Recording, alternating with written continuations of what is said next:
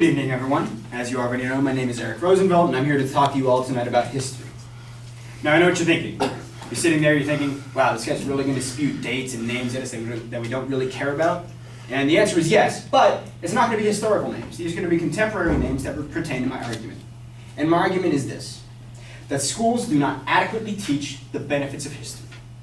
And I'll explain this to you in three ways. First and foremost, students diminish the importance of history. We all know this, we've all sat through history classes, we've all seen the people fall asleep in them. No skin off my back, no skin off yours. It just happens. My second point is that schools fail to use history to teach empathy. And, finally, my third point is that schools fail to teach history as a tool for expanding our critical thinking capabilities. My first point, students diminish the importance of history. According to a Gallup poll of a nationwide sampling of students, only 10% rate history as their favorite subject, as opposed to a combined 70% of students who rate math and science as their favorite subject. Now, how is this important?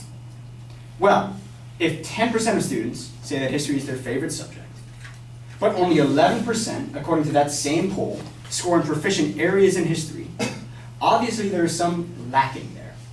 Now, whether or not this is due to teaching, or boredom, or a boring set of information, we don't know. But according to Greg Milo, a history teacher from an Akron, Ohio high school, he purports that history is taught incorrectly. History, he claims, is much more than a bunch of names and dates in a book. History is the story of humanity, and schools do not do that justice. They don't emphasize the humanity of the participants. For all we care, Henry VIII is just a dude with some numbers in his name. But, Greg Milo claims, that these figures in history are people just like us. And if schools were to emphasize the humanity of these people, we would be more interested in history. This claim is backed up by Valerie Strauss, an author for the Washington Post, who references Milo in her article, and she claims that history is in fact one of the most important subjects in school, not because it teaches us critical thinking, but because it is the first widely available access to all information humanity has ever collected. And that leads me to my second point, that schools fail to use history to teach empathy. We all remember times in our life where we could use a shoulder to cry on or a helping hand. We all do.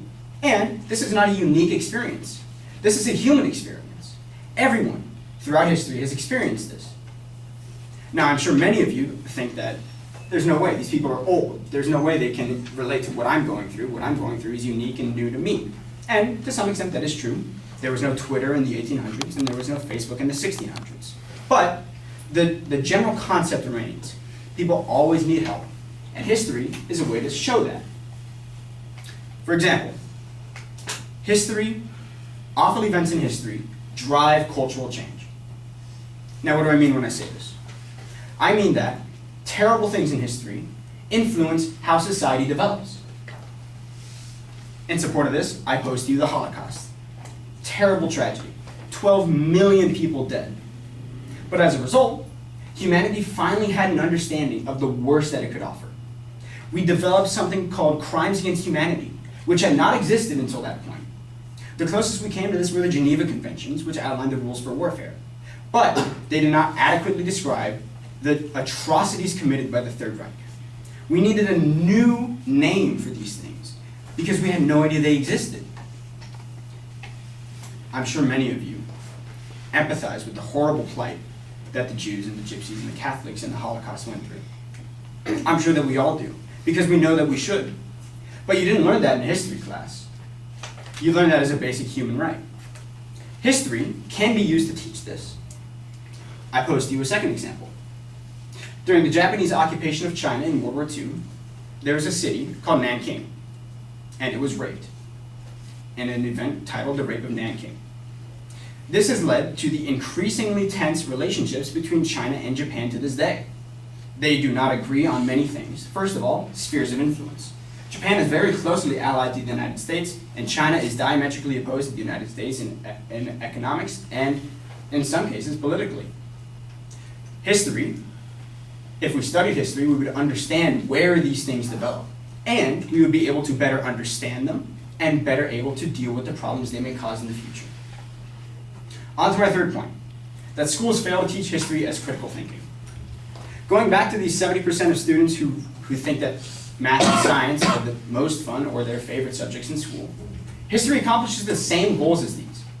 History teaches us to think critically about the past. I pose to you this. According to Google Trends, searches for fake news are at an all-time high. Before the presidential election of 2016, fake news averaged about 10 views per day, 10 searches per day. After the 2016 election, fake news searches have gone up exponentially, increasing to as many as 1,000 per day. According to the American Historical Association, history gives us the tools we need to evaluate conflicting information and draw our own informed decisions from them. Now I know what you're thinking. History's boring. It's a bunch of old white dudes no one cares about. And the answer is, by and large, yes. But the tools that history provides us are much more than what schools led you to believe. History teaches us to think critically, to empathize with others, and, first and foremost, to never, ever diminish your past or where you come from.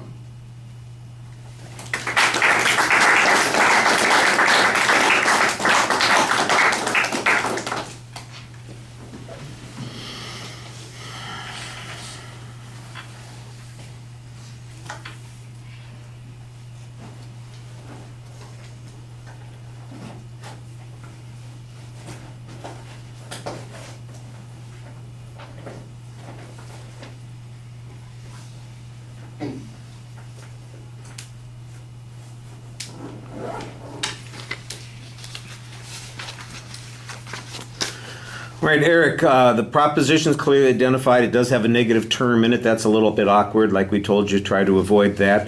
You preview the secondary points. They're pretty straightforward.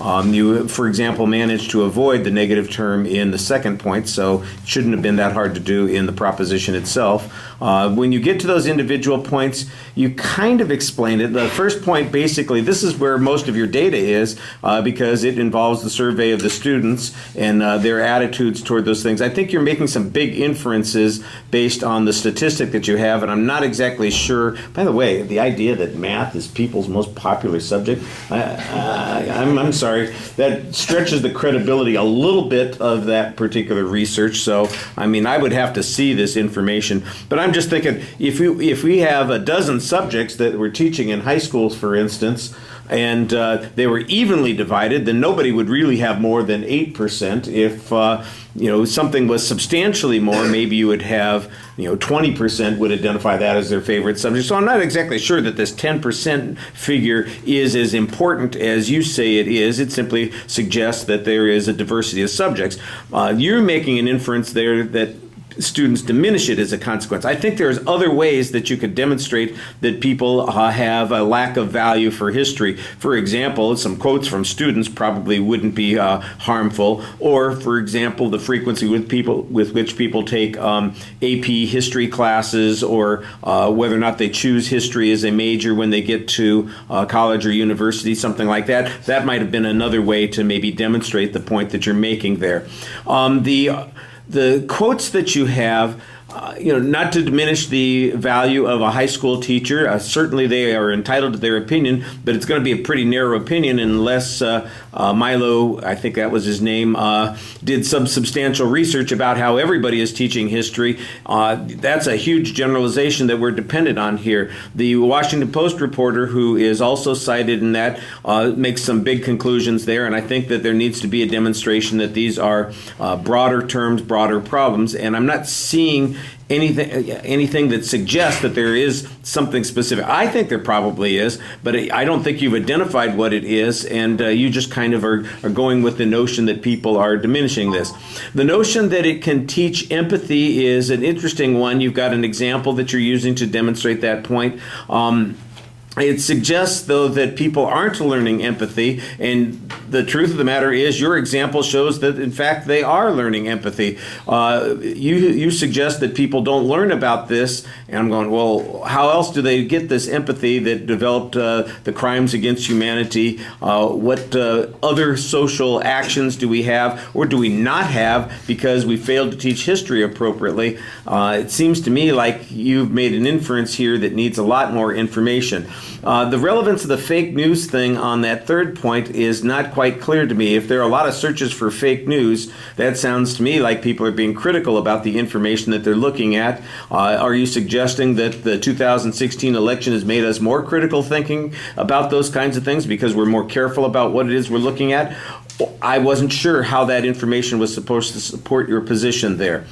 I do think that you do a very nice job speaking to the audience. You have an excellent demeanor. You are passionate about the way you express yourself, so that builds a lot of credibility for your position. But the proof on it, I think, needs to be a lot more substantive. All right, thank you.